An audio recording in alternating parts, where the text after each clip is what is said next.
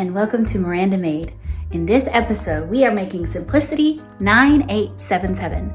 I made this last year, in fact, during the summer, and I made version number 3, but this one is going to be a blend between version 1 and 2. Basically, it'll be number 2, but a shorter version. All right, let's jump into it. We're going to be using real vintage fabric. I think you're going to love it.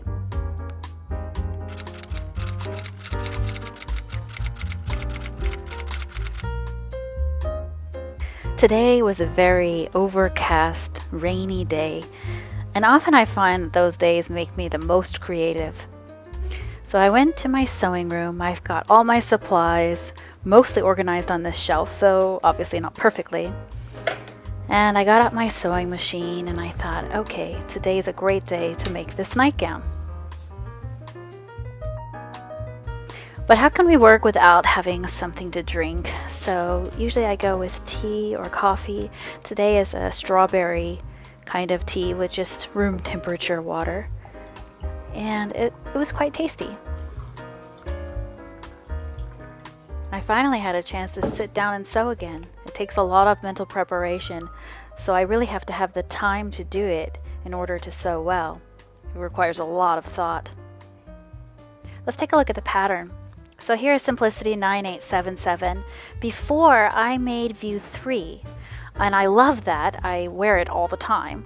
So today I want to make view 1. And these are the pieces. It doesn't require much. I didn't have a great deal of fabric, so I did have to modify the length quite a bit. Here are my instructions, and there's just 2 main bodice pieces or dress pieces, the front and the back, which you cut on the fold. So actually, it's not that difficult of a project. This is some vintage fabric I got when I was in the United States at an antique store for a couple of dollars, or it may have been a thrift store, one or the other. And it definitely looks very vintage to me, which I love about it. And it's got a silky sheen to it, so it's very soft. So I laid out my pieces before and I cut them.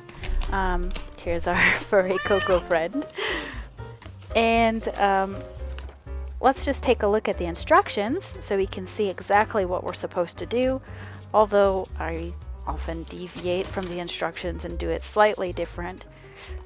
But nevertheless, I thought I'd show you what they look like. Here they are, all laid out. And of course, it's a good idea to read everything before you start.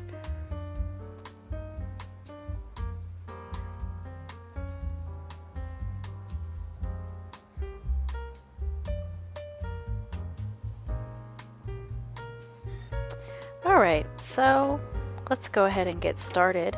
Set up my machine. I've got to create some stitches so that I can gather the fabric of the front and the back piece. So I did that by setting my machine to the largest stitch length and then stitching 2 lines across so that I could pull the strings and gather the fabric. I of course have a needle for a knit. And this is quite of a slippery fabric, so I have to be careful not to stretch it, not to pull it. The last nightgown I made was cotton, which is extremely cozy and comfortable and cool to wear. This one is a bit warmer, so maybe it's still great for summer, but not something I'd want to wear on the super, super hot nights. I would stick to cotton for that. But it's still very cozy, even though it's polyester. And I love the silky feel of it.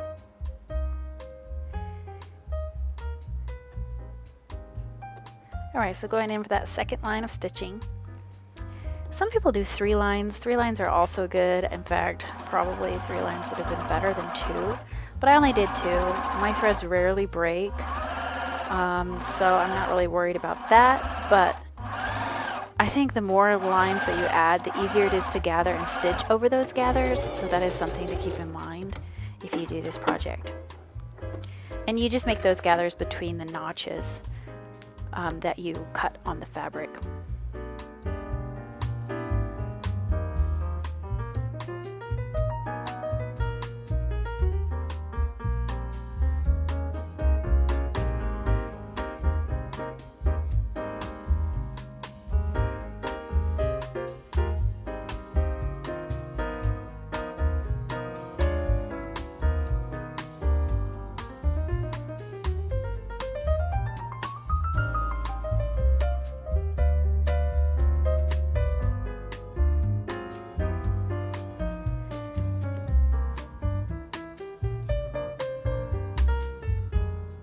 And it wasn't difficult to do. It slipped right across nice and easily.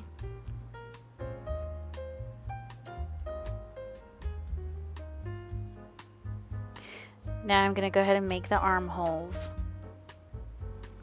And this was easily done, just folding it over twice and stitching it down to the front pieces and the back piece.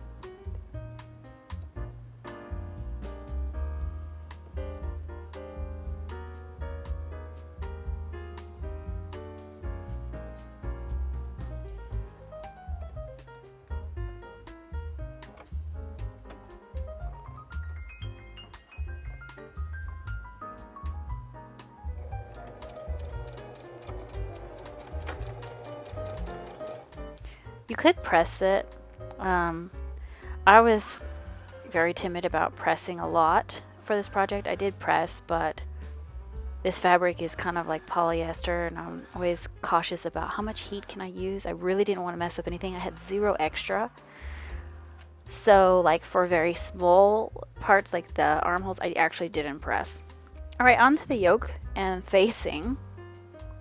So here you have to attach the back and the front facing, or the back of the front yoke, both of those, and just sew them together. One is your facing, one is the yoke. So of course I pinned them first. And yeah, you're supposed to put the pins going perpendicular, but sometimes I do it like this. And I'm also going to use this ribbon. So I'm going to line the front of the yoke with the ribbon, and I'm also going to put it around the bottom. So now I've got to prepare. I've stitched the facing and the yoke together where the head hole basically will be, and I did the understitching to make it lay flat later. And now I'm just turning under the edges so that I can attach the front and the back pieces to the yoke side before attaching the facing part.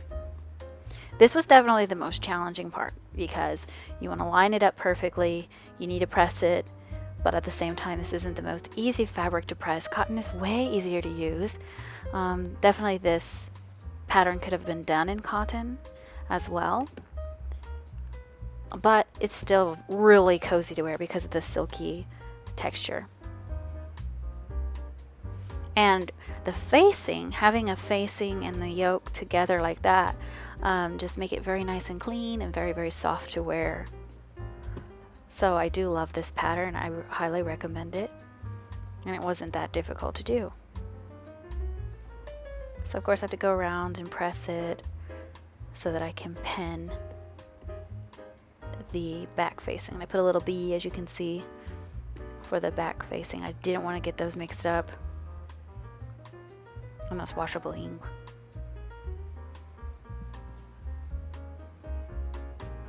Okay, so here's my gathered back piece that I am going to pin on and stitch in place.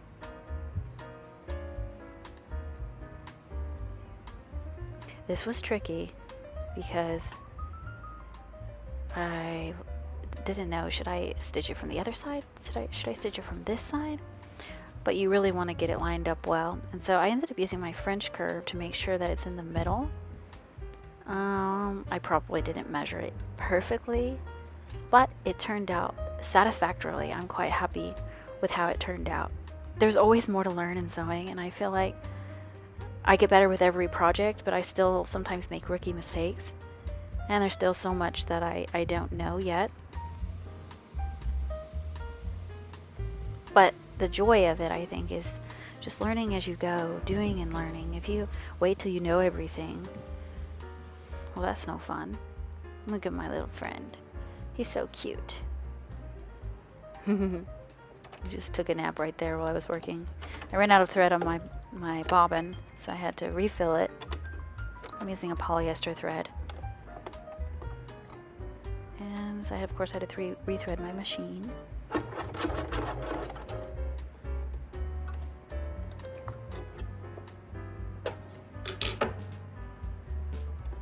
So let's go ahead and stitch that down. Now I did the edges, I also stitched down of the yoke part, or facing, whichever one this is. And so that way I could just keep going. And when I got to the front and the back panels, all of that piece would be stitched down all the way around, just to make sure that everything's nice and neat.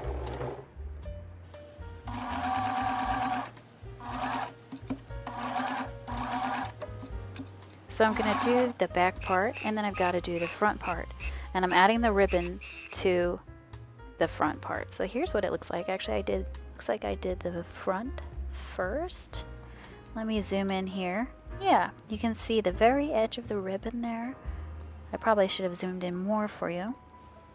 But this is what it looks like, and that piece at the top is the facing that I had stitched on first.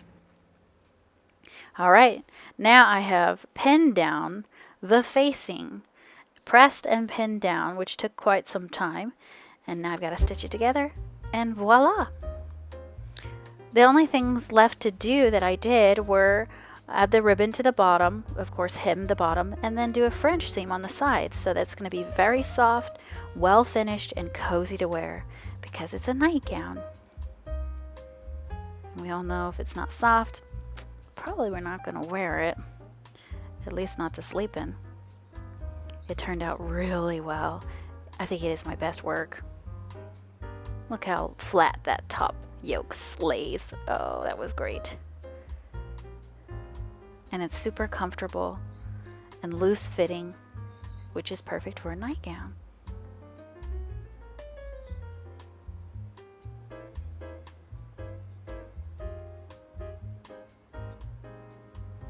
I just love the detail ribbon at the bottom.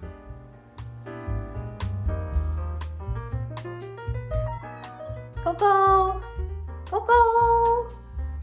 All right, I hope you enjoyed this video, and I look forward to seeing you in the next episode. Please take a moment to like and subscribe, and leave a comment of anything you'd like to see in the future. See you next time. Bye-bye!